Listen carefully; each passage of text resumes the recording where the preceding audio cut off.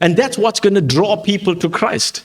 Because we spoke about it. In John 13:34, Jesus says, my commandment is that you love one another. And then in verse 35, he says, by this shall all men know that you are my disciples, by the love that you show for or to one another. And that one another is not to people in the world. He's talking about our spiritual family, but the love that you show to one another. You see, your biological family, you have to be nice to them. You have to be kind to them. You have to love them. But it's the spiritual family that Jesus is asking us to realize that there's a similar calling in that. It's not a case of just shutting the door and booting someone out. I mean, sometimes tough love demands that. But in a spiritual context, this is where Jesus is driving home the point, and what we take away from the story of the incident when Jesus says, these are my family. And I had to understand that, because this is one of the key things on how we reach people from a different culture. One of the topics that I used to get asked very often to speak on when I was invited to speak to a seminary or a Bible college or a theological institute, to speak to the students there, one of the number one topics I used to get asked to do that, whether it was in South Africa or New Zealand or the UK, was how do you minister to someone from a different culture? How do you minister to someone that has grown up in a different faith, religion, to Christianity? And the key thing in that was to understand that religion to someone in the East is not just something that we would go to a place of worship on a Sunday or whatever. Religion to someone from an Eastern culture is the fabric of their family. It's what makes up their whole social structure. Because you fellowship, you go to prayers, you go to religious gatherings as a family together. It's embedded in the DNA of your family. So to reach and to minister to someone that is of a different culture, you got to walk alongside them. Because when they give their life to Jesus, when they become a Christian, it means that they are disconnected from their earthly family. Because the earthly family sees that as a complete disowning, as a complete sort of excommunication. How dare you do that? And if you remember, those were the words that my mother said to me when I became a Christian. You are born a Hindu, you will die a Hindu. And that's what you brought up with. And you find that similar, from being in the Catholic faith. I was told it's similar. Once a Catholic, always a Catholic. And people that grew up in South Africa in the Dutch Reformed Church, they know. If you left the Dutch Reformed Church, it was, you were bringing on the wrath of the dominees. The dominees were the Dutch word for the pastor, the priest. And you didn't do that because the family will pay you a visit. And that's what would happen. Am I right, Victor, Johan? And that's what I learned. After South Africa became a democracy, we realized that the schisms were not just on racial grounds, but the schisms were pretty much light and darkness. Because if you came out of these Reformed churches, you were not under that indoctrination and the false theology that was promoted. So the devil wasn't happy with that. And I remember that, being a Christian, coming out of Hinduism, the opposition that I got initially from my earthly family was, how dare you do that? You've let us down. How could you do that? My mother was so upset and disappointed. My family was like, what have you done? But I thank God that to that stage of receiving Jesus Christ, that God had allowed me to develop relationships with my new family, my spiritual family. And this is where I'm encouraging you, that in ministering to people from a different faith, people that are not in the Lord, we got to walk alongside them. And in saying this to the Bible college students, I'm talking about what we call in Christianese pre-evangelism. And what is pre-evangelism? Pre-evangelism is just being a friend. Being someone that is there to hear and to walk alongside them is what is pre-evangelism. That's what it is. Be friendly. Develop a relationship with them. Go out for coffee. Meet them on common grounds, on things that may interest you.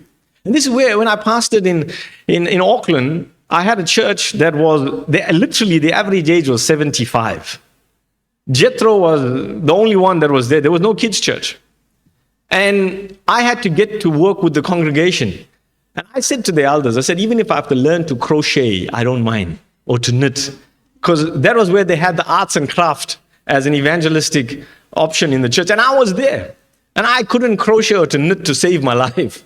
But I was there with them, and I was like, okay, teach me, how do you do this? And, the older people were like, oh, okay, let me show you. And it's about empathy. It's about getting to walk in people's shoes. People don't care how much you know until they know how much you care. And this is why God so loved the world that he sent Jesus Christ to care for us, to come in himself. He didn't send anybody else, but he came himself in the flesh. And this is what our spiritual family looks like. This is some of the pics that you've probably seen on Facebook that I shared from the camp. And this is our family. This is our spiritual family. You can have a look. These are just some of the pics that are there. But this is what the spiritual family of God looks like, where we do life together. I'm going to share a meme on Facebook, and I'll probably share it with you on WhatsApp as well. And it speaks about the body of Christ. What is it? It's not just meeting on a Sunday, but it's about getting to know people. Going out for a coffee, even inviting them to your home, or if it's possible, but engaging with them, watching a game together, whether you're an Eagles or Dockers fan or whatever, but it's connecting with people, because that's what Jesus did. I mean, when he was in the house, and when we look at him and go, oh, no, I can't associate with that person. I mean, the lowest of people, other than a Samaritan that the Jews looked down upon, was a tax collector. And in Matthew chapter 9, verse 12, where was Jesus? He was in the house of Matthew. And they were like, how could you do that? How could you go there? And Jesus says, go and learn what this means. I desire mercy, not sacrifice. But the Son of Man has not come to call, those that are saved, but the lost. And he says, those who are well have no need of a physician. Only those who are sick. And we can be huddled together in our holy huddles and in our glass houses. And Jesus is saying, but that's not what I sent you into the world to be. I sent you to be my hands and my feet, to be my body. And this is where it's important that we connect with people. So the coffee groups are excellent, because there are a lot of men that are coming there that may not have walked into a church. The ladies' walks as well are important for connecting with people. But more than that, we've conquered outer space, but sometimes we haven't crossed the road or the verge to speak to our neighbors and to connect with them. And it's important. It is so important. So more than that, you probably heard our escapade during the week. So we were, I don't like to say stuck in Bangkok, but you understand the phrase. And in being there, you realize and you know that God is in control. All things work together for good. What does that mean? Working together for good, in the Greek, there's a word that is used called synergios. And what we get from synergios is the English word synergy. That God is working together. He's pulling things together for a plan and a purpose. So we had to make the best of it. And then I realized, we've got a family. We are, as a family of Christ, it's not just local in the church, but it's international, it's global. So I looked onto the internet, I managed to connect with the Baptist church that was there, and I went out, and Jethro and I went to a service that they had, and we connected with them, and lo and behold, we had fellowship with them. And this is one of the elders in the church and his house. And in Bangkok, never met them before, never knew them from a bar of soap. And there we are there fellowshipping with them. Jethro had a right royal time with the kids that were there, and we had a good time with fellowshipping and encouraging with them.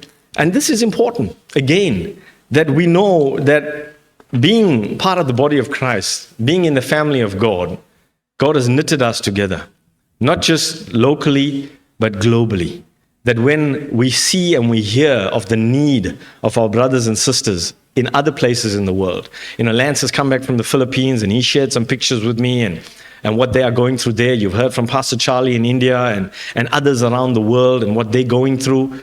That as a family of God, we are there to support and encourage one another. Not just in our local aspect, but also internationally and global. And as much as, Jethro's sisters give him a hard time, or should I say, he gives his sisters a hard time. Is that right? Yeah. They would tell you that, he's the one that gives them a hard time. And, they have their argy-bargies. You'll say argy-bargies? Yeah, they have their differences and those sort of things. When he got home, this was what was waiting for him when he got home.